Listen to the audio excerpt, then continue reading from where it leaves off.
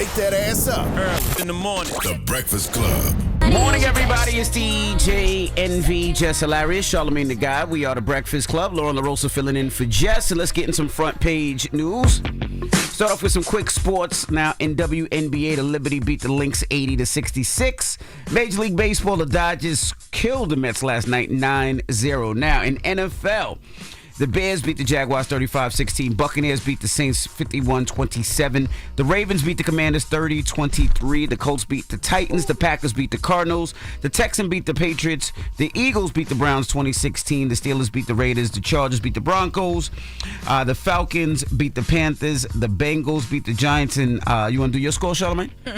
Well, the Dallas Cowboys had a minor setback yesterday as the Detroit Lions. I'll be in Detroit tomorrow. I love Detroit. I'll be in Detroit having a conversation with Vice President Kamala Harris tomorrow. But it was a minor setback. And, on the road to the Super Bowl, there will be obstacles and there will be hurdles. Delirious. And every day the sun won't shine, but that's just why we love tomorrow. 47-9 was the score. The Detroit Lions killed, squashed. 9 is the highest level of change. That's what people don't realize about the number 9. Why would you downplay that setback like that? The number 9 means the highest level of change. That is a major setback. 47-9. 47-9. Did they even play? Could you hush? No, They gave did them not 9 play. just for showing up? They got 9 points for showing up. As I said on the road to the Super Bowl, there will be hurdles, there will be obstacles, okay?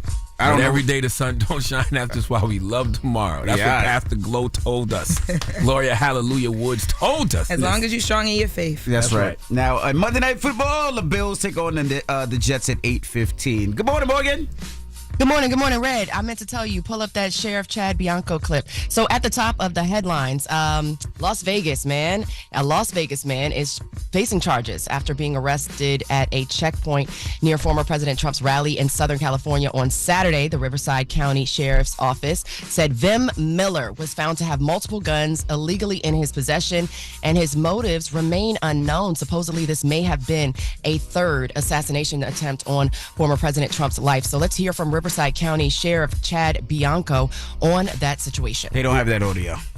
Okay, well, Miller was taken into custody at 4:59 p.m., just ahead of the rally's 5 p.m. start time in Coachella. Bianco went on to say that Miller showed up with multiple passports with different names and an unregistered vehicle with a fake license plates and, just a whole slew of things that just didn't add up.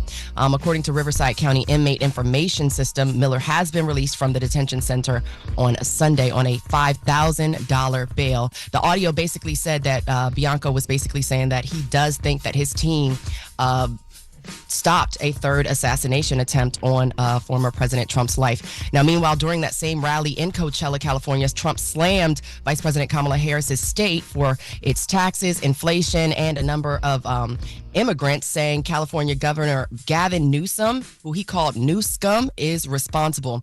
He also took shots at Harris, saying she tried to ruin the state while she was Attorney General of California. Trump continues to falsely claim that Democrats stole the 2020 election, and of course, he urged Republicans to get out and vote in a way that is too big to rig. Let's hear from Trump in Coachella. So whether you're a Democrat or Republican or independent, this election is your chance to send a message to the world that the people of California are not going to take it any longer. We're leading in the polls, but we have to do it too big to rig, because they are good at one thing. You know what that one thing is? You're cheating. That's true. They're professional thieves. Always remember that whatever Donald Trump says about others, he's doing it himself. Like, this is projection. There is nobody plotting to steal the 2024 election more than Donald Trump and Republicans. That's just a fact. It's just crazy. Because it's very contrasting. His comments came just hours after hosting a roundtable event with Hispanic voters in Las Vegas, and then it came a day after he's claiming Venezuelan gang members are ruining the state of Colorado. Let's hear about Trump in Colorado. What the hell is happening with our country? What are they doing? What are they doing to Colorado? They're ruining your state. They're ruining your state. What they've done to our country, what they're doing to our country, they're destroying, they are ruining our country. Or is your law enforcement all over the world? They know them all over the world. They're a savage gang, one of the worst in the world. And they're getting bigger all the time because of our stupidity. So he made those comments in Aurora on Friday. The Republican presidential candidate, he talked about the fears about a Venezuelan gang making that area in Aurora, Colorado, dangerous. Now, Trump put up the mugshots of 2 alleged gang members on stage, and he blamed the Biden-Harris administration for allegedly allowing these immigrants into the United States. Of course, they doubled down on what they were saying about border and things like that. Now, Trump claimed that these people are preying on American citizens. Yeah, you guys have any thoughts on that? I don't This know. is exhausting. Y'all are exhausted. No, I don't know what's going on in Colorado. I have no idea. I can't speak So to that. supposedly there's a Venezuelan gang that has been taking over an apartment. Oh no, I know about apartment that. complex, Yeah, I know about that, but I'm saying I would have to talk to somebody in Colorado to know whether or not that is actually accurate, is what I'm saying. Right. Okay. So Republican vice presidential nominee J.D. Vance, he's doubling down on those comments. He was on ABC's This Week on Sunday addressing the mayor of Aurora, Colorado, statements that concerns about Venezuelan gang activity have been grossly exaggerated. That's what the mayor is saying, that these stories are being blown out of proportion. Vance said that the mayor's comments means that there's got to be some element of truth to Trump's claims. Now, let's keep in mind, Vance has already came out and said that he will make stuff up, too. So he added that Trump has been to Aurora talking to people on the ground, and Trump has been making the border a central issue of his campaign, also making claims about those Haitian migrants in Ohio eating people's pets as well. So I do wonder, though, how come if this is happening in Colorado, why isn't local law enforcement in Colorado doing something about it? Like, why would they just let a gang take over an apartment complex? Well, there was video and pictures. I'm not sure what they did. I'm not sure how they retaliated, but there was video and pictures. And like you said, I don't know what's true, what's not true. I saw those videos. Yeah, but I'm not sure. Yeah, but again, just the elected officials are saying it's being exaggerated. So, yeah, let me look more into this one for you guys and just give you an update. Oh, that's what local officials are saying in Colorado, that this is exaggerated? That it is being exaggerated. Very similar to the gotcha. situation in Springfield. So one of those, things that's being said that's just not helping overall. So, yeah, I'll keep you guys posted on what's going on in I'm like, I can't even keep up. Colorado, Aurora, Colorado, Ohio, Springfield, all of those things. So that was Trump on the campaign trail over the weekend. That's your front page news for 6 a.m. 7 a.m. We'll touch base with Biden and Harris and see where they're at. All right. And everybody else, get it off your chest. 800-585-1051. If you need to vent, phone lines are wide open. And let me salute to a gentleman named Rudolph. He works for Delta.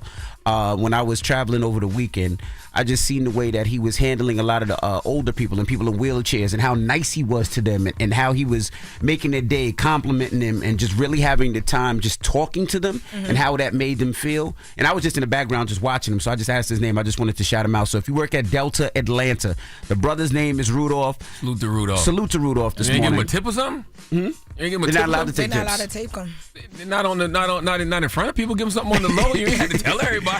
They're not allowed. What's your cash app, But Rudolph? he was the gate agent. He was And the gate one. agents don't always be that nice. So Now, he was, that's when I good. say super nice to the point where I walked back, I was like, what's your name, brother? And he was like, Rudolph. I said, I'm going to shout you out. Because I don't even know if that's his real name. He might have just said that to throw me off. But he was just helping so many people at that gate this weekend, just being so nice and making all this, because, it was mostly older people in those wheelchairs, making them feel so good. Yeah. To you, I was Rudolph. just like, man, so salute to Rudolph. All right, get it off your chest. 800-585-1051. It's the Breakfast Club. Good morning. Wake that ass up. In the morning. The Breakfast Club. Morning, everybody. It's DJ NV, Jess Hilarious, Charlamagne the Guy. We are the Breakfast Club. Lauren LaRosa filling in for Jess. So let's get in some front page news. Start off with some quick sports. WNBA, the Liberty tied up the series with the Lynx. They won 80-66. The Mets lost to the Dodgers 9-0. The Dodgers lead game 1 of the series. And in NFL, we'll go through them fast. Bears beat the Jaguars. Buccaneers beat the Saints. The Ravens beat the Commanders. Colts beat the Titans. The Packers beat the Cardinals. The Texans beat the Patriots. The Eagles beat the Browns. The Steelers beat the Raiders. The Chargers beat the Broncos.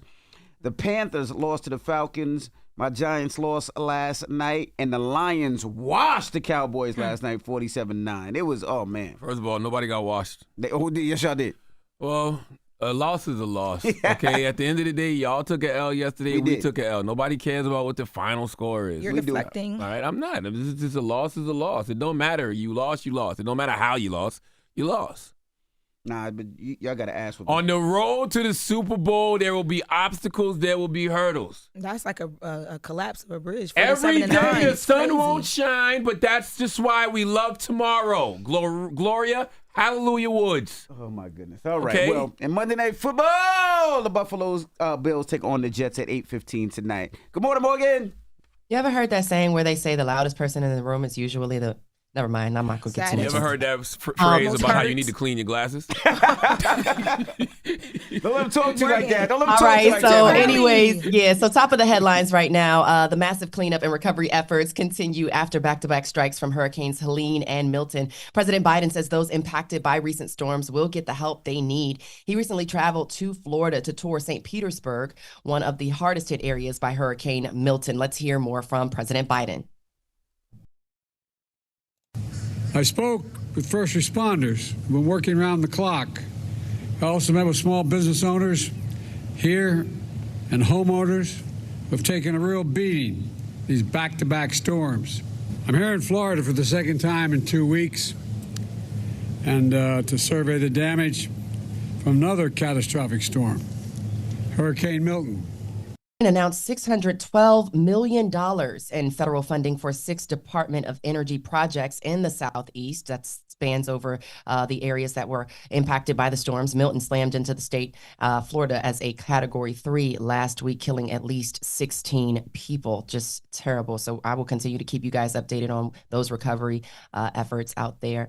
Meanwhile, Vice President Kamala Harris, she was on the campaign trail in Scottsdale, Arizona. She told her audience on Friday that America needs to come together during this election, adding that there has been too much negativity. Let's hear from VP Harris in Arizona. What's at stake in this election? Whoa, it's packed with some stuff. It's packed with some fundamental stuff. Because that's part of what is the perversion of what some people are suggesting. As though it is a sign of weakness to have empathy. Yeah, so she went on to say that there have been forces at work trying to drive Americans apart over the past couple of years.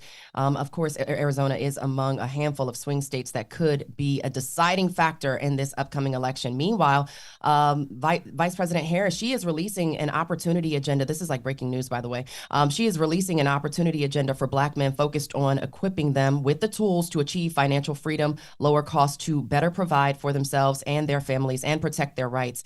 In this agenda, Harris lays out providing $1 million loans that will fully be forgivable to Black entrepreneurs and others to start businesses, championing education, training, and mentorship programs that help Black men get good paying jobs in high demand industries and lead their communities, including pathways to become teachers, investing in more Black male teachers, promoting registered apprenticeships and credentialing opportunities in Black communities, strengthening the public service loan forgiveness program, investing in leadership training and mentorship programs. She goes on to lay out other agendas in this plan, supporting the regulatory framework of cryptocurrency and other digital assets so Black men who invest in and own their assets are protected, launching a national health equity initiative focused on Black men that address sickle cell disease, diabetes, mental health. That should be, that's one of your things, Charlamagne, prostate cancer, and other health challenges that disproportionately impact men. And lastly, but not leastly, legalizing recreational marijuana and creating opportunities for Black Americans to succeed in this industry. Yeah, so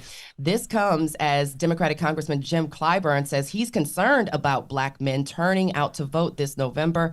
Appearing on CNN's State of the Union, the South Carolina representative said he remains positive after talks he's had with Black voters. Let's hear from Clyburn. Yes, I am concerned about Black men staying home or voting for Trump. But my concerns don't tend to keep me from being energetic about this campaign. Black men, like everybody else, want to know exactly what I can expect from Harris administration, and I've been very direct with them. And I've also contrasted that with what they can expect from a Trump administration. Mm-hmm. Of course, this comes on the heels of former President Obama's comments last week, where he said it is not acceptable for Black men to sit out of this election. What are your thoughts on this, Charlamagne? I mean, you're going to be talking with her about these very topics tomorrow. Yeah, salute to my South Carolina OG, Mr. Clyburn, great guy. I don't like that narrative because Black men are always the second largest voting bloc for Democrats behind Black women. I think this narrative that Black men don't want to vote for Vice President Kamala Harris because she's a woman is complete nonsense. There is a disdain for the Democratic Party as a whole, but it's nothing personal towards the VP. And even with that disdain for the Democratic Party, that's been around for the last couple of elections, and still 85% of black men voted for Hillary Clinton. And I think it's like 80% of black men voted for Biden. So we always show up and should be treated like any other voting bloc. Like Mr. Clyburn said, like, black men want to know what to expect from a Harris-Walz administration. And you know what I don't like, really, for real, is in 2016, 52% of white women voted for Donald Trump. 55% of white women voted for Donald Trump in 2020. Ain't nobody waving their finger at them and telling them, don't make the same mistake that y'all made the last couple of elections. Y'all are the reason that there's no more Roe v. Wade. Y'all are the reason that, women's rights are being attacked all over the country. Why nobody waving their finger at the white women? Especially when they voted against their own interests in 2016 and there was a white woman running. That's right. That's all, That's all. And also, too, it's crazy, in regards to the initiative that she just put out, because people are going to think that that's just a reaction to what Obama said. But, she's really, really, really been on this for a while. Like, this isn't new. Like, her outreach to black men, her conversations with black men, like, none of this is new. And I was reading a political article earlier this morning, and it said somebody said it's too late in the campaign for this, but I'm like, damn, her campaign just launched. Yeah. Like, I don't know why we keep acting like this is like a regular campaign. Her campaign was only, 100 days? 107 days, yeah, something like that. Come on. All right. And even if it is just in a campaign initiative, if she is elected, it would be a nice to already have the plan laid out as opposed to concepts of a plan. I'm not going to get into that. Absolutely. So, yeah, well, that's your front page news. I'm Morgan Wood. You can follow me on social at Morgan Media. Make sure you check out more news coverage with us at the Black Information Network. Download the free iHeartRadio app and visit BINnews.com. Thank y'all.